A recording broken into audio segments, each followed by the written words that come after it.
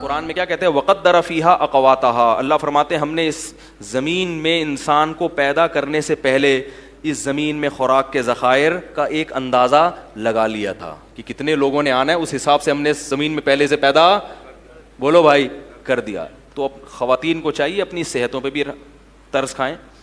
جو موٹاپا چڑھ رہا ہے اتنا زیادہ، یہ نسل روکنے سے چڑھ رہا ہے. جن کی اولادیں ہوتی ہیں ان کی فٹنس دوسروں سے زیادہ اچھی، ان میں موٹاپا نہیں آتا، عمریں لمبی ہوتی ہیں. اور بڑی بات ہے اللہ تعالیٰ اولاد دیتے ہیں جو ہے وہ بڑھاپے کا سہارا بنتی ہے. بڑھاپے میں کون عزت دے گا بھائی آپ کو؟ کون پالے گا آپ کو؟ کوئی بھی لفٹ کرانے کے لیے تیار نہیں ہوتا.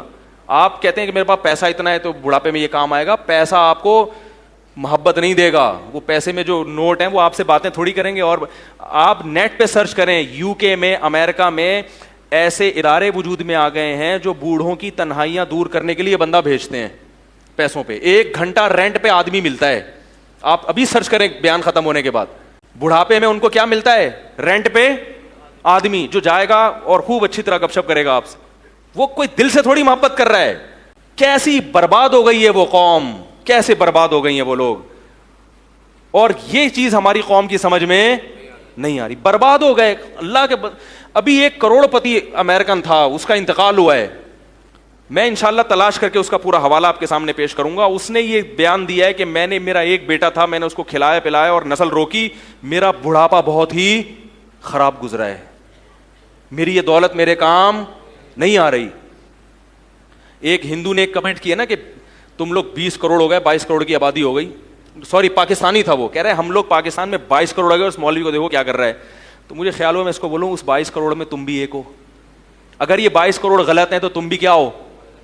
بولو نا غلط ہو. اس کا مطلب تم بھی غلط پیدا ہوئے ہو، تمہیں پیدا ہونا نہیں چاہیے تھا.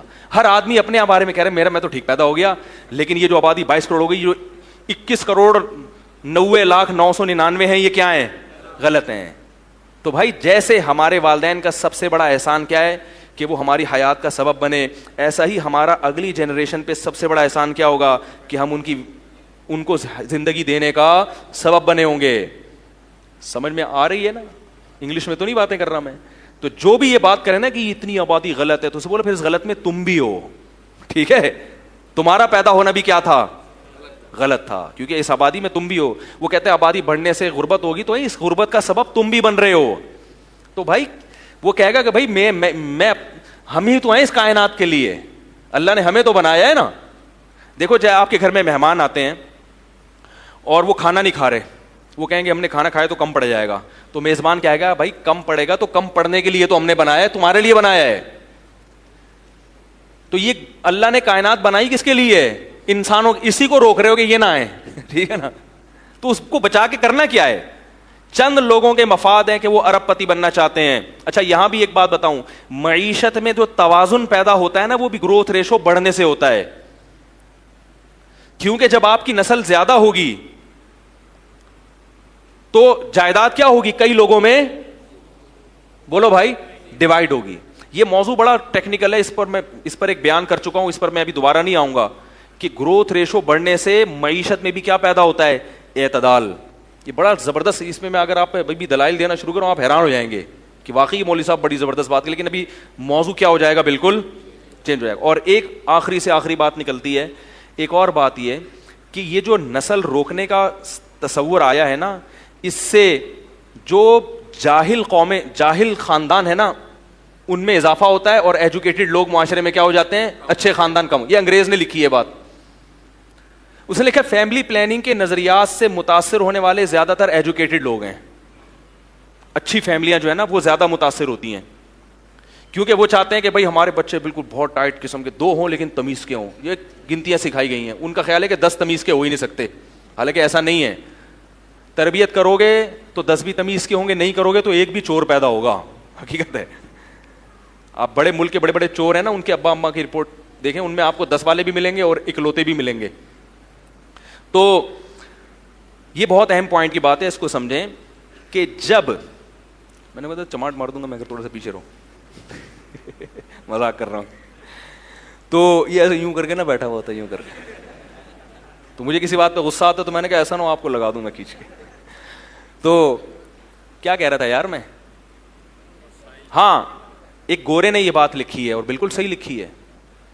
ایک گورے کی بتاؤں گا اور ایک سانولے کی بھی بتاؤں گا, یعنی اپنی, ہم لوگ سانولے ہیں نا, نہ ادھر کے نہ ادھر کے, ٹھیک ہے نا. گورے نے یہ بات لکھی ہے کہ یہ جو گروتھ ریشو, جب یہ جو فیملی پلاننگ کی مہم جب چلتی ہے کہ 2 بچے ہی اچھے, تو چونکہ اس سے زیادہ تر ایجوکیٹڈ لوگ متاثر ہوتے ہیں, وہ کہتے ہیں ہاں بھائی, اور جو ان پڑھ طبقہ ہے نا وہ اس لیے متاثر نہیں ہوتا کہ وہ کسی چیز سے متاثر ہونے کے لیے تیار, وہ کہتا ہے چھوڑو یار پیدا کرو. ان کو تو تربیت کی بھی فکر نہیں ہوتی, تعلیم کی بھی فکر نہیں ہوتی, بیویوں کی صحت کی بھی نہیں, وہ تو کہتے ہیں ہو رہے ہیں اور ہونے دو. نتیجہ کیا نکلتا ہے, جو نیچ اور گھٹیا خاندان ہے نا ان کا ریشو بڑھ جاتا ہے, اور جو اچھی فیملیاں تھیں وہ آبادی کا تناسب کم ہو جاتا ہے. چور اچکے بولو بھائی زیادہ ہو جائیں گے, تو چور اچکوں کو نہ بڑھنے دو.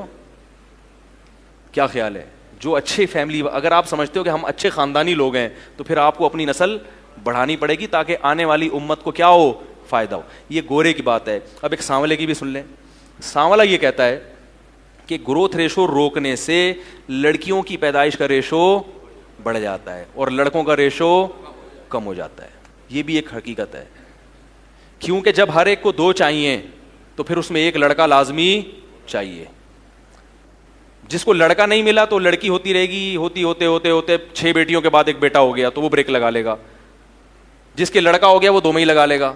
تو لڑکیوں کی تعداد تو 6 8 8 پہنچے گی, لڑکوں کی, تو یہ نیچرل جو ریشو ہے نا لڑکے اور لڑکیوں کا, یہ کیا ہو جائے گا, خراب ہو جائے گا, ڈسٹرب ہو جائے گا بہت بری طرح. پھر بیٹیوں والے پھریں گے رشتے تلاش کرتے, ہائے وہی مل نہیں رہا, ہائے یہ نہیں ہو رہا, ہائے وہ نہیں ہو رہا. زنا بھی پھیلے گا معاشرے میں, یہ ہو رہا ہے. انڈیا اور چائنا کا میں کئی دفعہ بتا چکا ہوں کہ وہاں لڑکیوں کا ریشو کم کیوں ہے, حالانکہ وہاں بھی فیملی پلاننگ ہے, اس لیے کہ وہ ماں کے پیٹ میں بچی کو, تو یہ ظلم کرو گے تو پھر تو ہوگا, لیکن اسلام اس ظلم کی اجازت نہیں دیتا. بچی کو پیٹ میں مار نہیں سکتے. تو یہ بھی ایک ٹینشن ہے. جب پہلے بڑھتا تھا نا گروتھ ریشو, پہلے لوگ جانتے ہی نہیں تھے, تو کیا ایک خاتون کے 6 بیٹیاں ہو گئیں تو دوسرے کے 6 بیٹے ہو گئے.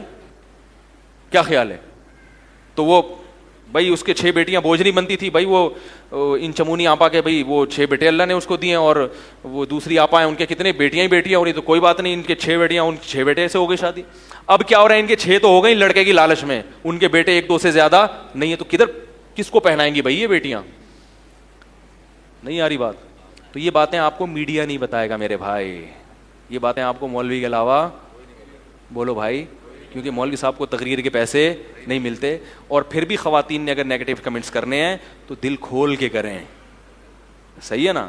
ہمیں یہ سمجھا ہوا ہے, میں نے آپ کو کچھ بھی نہیں سمجھا ہوا, کیونکہ مجھے زندگی میں اتنی گالیاں, لاکھوں کے حساب سے گالیاں پڑی ہیں خواتین کی طرف سے.